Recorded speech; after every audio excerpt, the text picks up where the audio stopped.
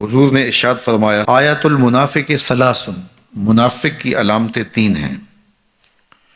جس شخص کے اندر یہ علامات ہوں تو وہ اس نیت سے سنیں کہ آج ابھی اسی وقت میں یہ مصمم عزم کرتا ہوں کہ اپنے سے کھرچ دوں گا ان چیزوں کو، اور اپنے من کو، اپنے اندر کو، اپنے باطن کو ان غلاظتوں سے پاک کروں گا۔ اور عملی موضوعات پہ بات کرنے کا میرا مقصود بھی یہی ہوتا ہے کہ ہماری زندگی میں سب سے پہلے اپنی زندگی میں اور پھر میرے ملنے والوں کی زندگی کے اندر عملی طور پہ تبدیلی پیدا ہو۔ تو اس نیت کے ساتھ جب آپ سنیں گے تو اللہ برکت کرے گا۔ تو سنیے رسول رحمت نے ارشاد فرمایا صلی اللہ علیہ وآلہ وسلم نے کہ منافق کی نشانیاں تین ہیں۔ ان میں سے ایک اذا حدث کذب، جب وہ بولتا ہے تو جھوٹ بولتا ہے۔ یہ منافق کی علامتوں میں سے ایک علامت ہے کہ اس کی زبان جھوٹ کی عادی ہوتی ہے۔ زندگی میں جھوٹ سے اپنے آپ کو بچائیں، یہ زہر قاتل ہے، اندر اجاڑ دیتا ہے، آپ کا معاشرے سے اعتبار ختم کر دیتا ہے اور آپ کی رسوائی کا سبب ہے۔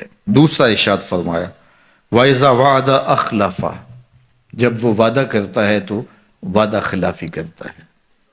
یہ منافق کی علامت ہے کہ وہ وعدہ پورا نہیں کرتا۔ میرے حضور کسی سے وعدہ کرتے ہیں کہ تیرے آنے تک یہاں کھڑا ہوں، اور وہ جا کے بھول جاتا ہے۔ میرے حضور 3 دن کھڑے رہتے ہیں، 3 دن کے بعد اچانک وہاں سے گزرا، دیکھا تو حضور کھڑے ہیں۔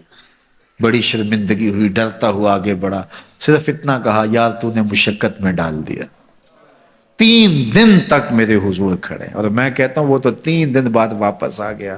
وہ نہ آتا 3 سال بھی کھڑا رہنا ہوتا، میرے حضور کھڑے رہتے کہ میں نے اس سے وعدہ کیا ہوا ہے۔ اور میں اور آپ دیکھیں کہ ہم کہاں کھڑے ہیں۔ ہم کسی سے وعدہ کریں، ہم خود وعدہ کرتے ہیں تمہیں 6 ماہ کے بعد پیسے دیں گے، وہ بیچارہ 6 ماہ کے بعد بھی جو ہے وہ 1 ماہ اور اوپر گزار لیتا ہے کہ چلو کوئی بات نہیں ہے، اور ہم اس کی موت کی دعا کر رہے تھے یا اللہ فوت ہی ہو جائے تو اچھی بات ہے۔ تو پھر ہم کہیں کہ اللہ کی رحمتیں ہمیں نصیب ہوں، یار وعدہ کیا ہے اپنا تن بھی بیچ کے دینا پڑے تو دیں گے۔ جو وعدہ کیا ہے جہاں کھڑے ہوئے ہیں وہاں کھڑے رہیں گے، چاہے اس کی کتنی بھی اذیت ہمیں کیوں نہ سہنی پڑے۔ جب وعدہ کیا ہے تو پھر اس کو پورا کرو۔ تیسری بات میرے حضور نے ارشاد فرمائی وَإِذَا اؤْتُمِنَ خَانَ، جب اس کے پاس امانت رکھی جائے تو خیانت کرے۔ اس کے پاس پیسے رکھے جائیں، دولت رکھی جائے، کوئی زمین اس کے نام کوئی کر دے کسی وجہ سے، کوئی اور اس کے پاس امانت رکھ دے تو وہ اس میں خیانت نہ کرے، بلکہ آپ کے پاس کوئی بات امانت رکھی جائے تو اس کو بھی جو ہے وہ لوگوں تک نشر نہ کرے۔ تمہارے کان میں اگر کوئی بات کرے تو وہ امانت ہے، جب وہ بات کر رہا ہو تو دائیں بائیں دیکھ رہا ہو تو پھر اس کا مطلب یہ ہے کہ وہ یہ چاہ رہا ہے کہ یہ بات کوئی اور نہ سنے، تو پھر صاحب امانت کو چاہیے کہ کوئی اور نہ سنے۔ یہ امانت ہے اور اس امانت کو پورا کیا جائے۔ اور چوتھی علامت یہ ارشاد فرمائی منافق جب کسی سے لڑ پڑتا ہے تو گالیاں دیتا ہے۔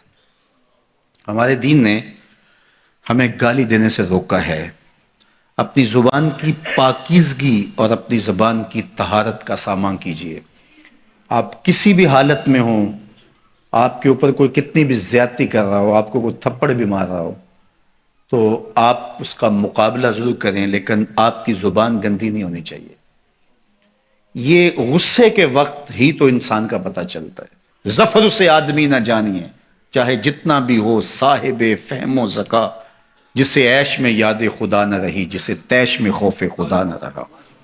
عیش کی زندگی ہو یا تیش کی زندگی، خوشی کا مرحلہ ہو یا مرحلہ غم ہو، آپ دیکھو نارمل زندگی کے اندر تو آپ معتدل ہوں گے ہی ہوں گے، لیکن جب آپ کا بیلنس خراب ہوتا ہے خوشیوں کے وفور کی وجہ سے، اس وقت پتہ چلے گا۔ یہ ہے انسان کا امتحان، یہ ہے انسان کی آزمائش۔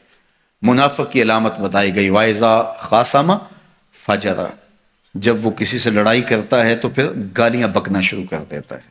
یہ منافقوں کی علامات میں سے ایک علامت ہے، جب وہ لڑتا ہے تو گالیاں بکتا ہے، جھوٹ بولتا ہے، امانت میں خیانت کرتا ہے، اور عہد کرے تو اس کی پاسبانی نہیں کرتا۔